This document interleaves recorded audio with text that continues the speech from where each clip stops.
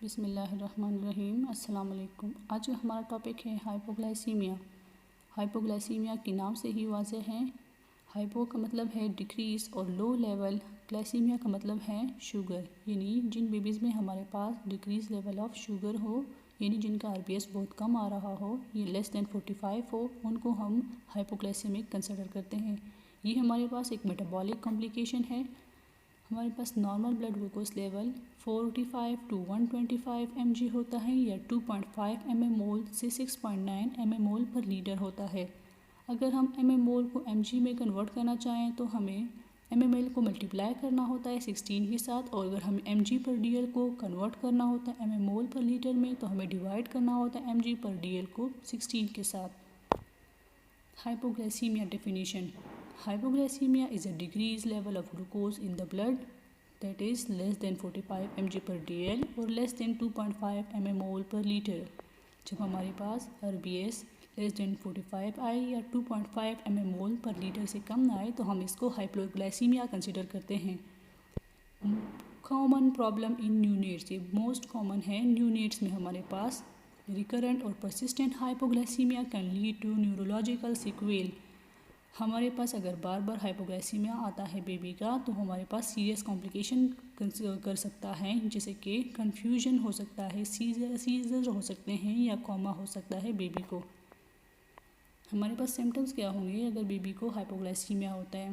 Baby weakness feel करता है, उसको स्वेटिंग होती है, परस्पायरेशन होती है बहुत ज़्यादा, हाइपोथर्मिक होता है, अगर हम उस बेबी को टच करें तो बहुत कूल टू टच होता है, सडन पेलर होता है, अप रोलिंग ऑफ आइज़ होती है, डिफ़िकल्टी इन फीडिंग क्योंकि वो हाइपोग्लाइसीमिक होता है तो उसमें एनर्जी नहीं होती तो फीड इनटेक भी नहीं कर सकता। वीक और हाई पिच क्राई होते हैं, वो बहुत ज़्यादा रिड्यूस आरबीएस की वजह से कन्वर्जन भी हो सकती हैं और साइनोसिस भी हो सकती है। हमारे पास रिस्क फैक्टर्स कौन कौन से हैं? एनपीओ हो सकता है, अगर बेबी एनपीओ हो, नथिंग पर ओरल हो, तो इन बेबीज़ में ये ज़्यादा चांसेस होते हैं। प्रीटर्म जो लेस देन 37 वीक होते हैं या लो बर्थ वेट होते हैं, यानी कि लेस देन 2500 ग्राम होते हैं। हाइपोथर्मिक बेबीज़ जो होते हैं वो कूल टू टच जो होते हैं वो मोस्टली प्रोबेबली काज कर सकता है हाइपोग्लाइसीमिया को। मैक्रोसोमिक बेबी जिनका बर्थ वेट बहुत ज़्यादा हो, यानी मोर देन 4 kg बेबीज़ हो, उनको मैक्रोसोमिक कहते हैं, उनको बहुत ज़्यादा चांस होता है क्योंकि इनकी नीड ज़्यादा होती है। इसके अलावा हमारे पास मैटरनल गेस्टेशनल डायबिटीज़ हो सकते हैं। बेबी यूज जो होता है हाई लेवल ऑफ शुगर के, और जब वो डिलीवर हो जाता है तो उसके आरबीएस लेवल डाउन हो जाते हैं, जिसकी वजह से उसको हाइपोग्लाइसीमिया हो जाता है। चेंज ऑफ फीडिंग मेथड्स, अगर हम उसके मेथड चेंज करें, फॉर एग्जांपल हम उसको ब्रेस्ट मिल्क दे रहे हों फिर उसके बाद हम बॉटल फीड पे ले आएँ। मैटरनल ड्रग थेरेपी, जिन मदर्स ने कुछ ड्रग्स ली होती हैं ड्यूरिंग एंटीनेटल पीरियड, जैसे लेबेटालॉल या प्रोपानोल। इलनेस, पेरेंटल एस्फेक्सिया जैसे हो गई, सेप्सिस हो गई, रिस्पिरेटरी डिस्ट्रेस, इन बेबीज़ में भी बहुत ज़्यादा रिस्क होता है हाइपोग्लाइसीमिया का। इन्वेस्टिगेशन: पहले हमें ब्लड ग्लूकोज लेवल यानी पीजीएल विद ग्लूकोमीटर चेक करना होता है। अगर वो वैल्यू चेंज आए, बहुत लो आए, तो हमें रिकन्फर्म करने के लिए आरबीएस फ्रॉम लैब भी करवा सकते हैं, और साथ साथ हमने सीबीसी भी करवाना होता है टू एवालुएट सेप्सिस कि कहीं बेबी को इन्फेक्शन तो नहीं है। मैनेजमेंट, ट्रीटमेंट, अंडरलाइंग काज, जो हमारे पास अंडरलाइंग काज होता है उसको हमें ट्रीट करना होता है। फॉर एग्जांपल हाइपोथर्मिया हो या सेप्सिस हो, हमें एंटीबायोटिक देने होते हैं सेप्सिस के लिए, या रिस्पिरेटरी डिस्ट्रेस में हो बेबी, हमें ऑक्सीजन सप्लाई करना होता है बेबी को। अवॉइड हाइपरथर्मिया या हाइपोथर्मिया, हमने हाइपोथर्मिया को अवॉइड करना होता है। अगर बेबी हाइपरथर्मिक हो तो हमने वो भी अवॉइड करना है, बहुत काज कर सकते हैं हाइपोग्लाइसीमिया को। Treat hypoglycaemia according to blood glucose level corresponding to age, हमें ब्लड ग्लूकोज लेवल को अकॉर्डिंग टू एज जो है ट्रीट करना होता है। Less than 24 hours of life में हमें ब्लड ग्लूकोज लेवल 35 to 45 तक मेंटेन करना होता है, और अगर बेबी के मोर देन 48 आवर्स हुए हैं तो हमें उसको एटलीस्ट 60 तक रखना है। Asymptomatic moderate hypoglycaemia: enteral feeding probably best feed every 2 to 3 hours. हमें अगर एक बेबी मिलता है एसिम्प्टोमेटिक होता है लेकिन वो हाइपोग्लाइसीमिक होता है तो हमें कोशिश करनी होती है कि हम उसको 2 to 3 आवर्स फीड करवाएं। Repeat blood glucose level before every feed, हमने एवरी फीड से पहले हमने ब्लड ग्लूकोज लेवल चेक करना है। और अर्लियर इफ़ सिम्टम्स अपेयर, और अगर सिम्टम्स अपेयर हो तो उससे पहले भी चेक करना है। If unable to feed with breast milk give 5 ml per kg of 10% glucose solution orally और वाया OGT और NGT। अगर हम बेबी को ब्रेस्ट फीड नहीं दे सकते तो हमें उसको 10% ग्लूकोज देना होता है 5 ml पर kg के हिसाब से, या हम उसको ओरली दे देते हैं, या ओरल गैस्ट्रिक ट्यूब के साथ दे देते हैं, या नेजो गैस्ट्रिक ट्यूब के साथ दे देते हैं। If after 3 enteral feeds blood glucose level remains 2.5 ml, treat as recurrent hypoglycemia। अगर 3 रीडिंग्स के बाद भी कंटिन्यू हमारे पास हाइपोग्लाइसीमिया आ रहा होता है, लेस देन 2.5 mmol हमारे पास ब्लड ग्लूकोज लेवल आता है, तो उसको हमने रिकरेंट हाइपोग्लाइसीमिया के साथ ट्रीट करना होता है। उसको हमने IV 10% ग्लूकोज स्टार्ट करना होता है।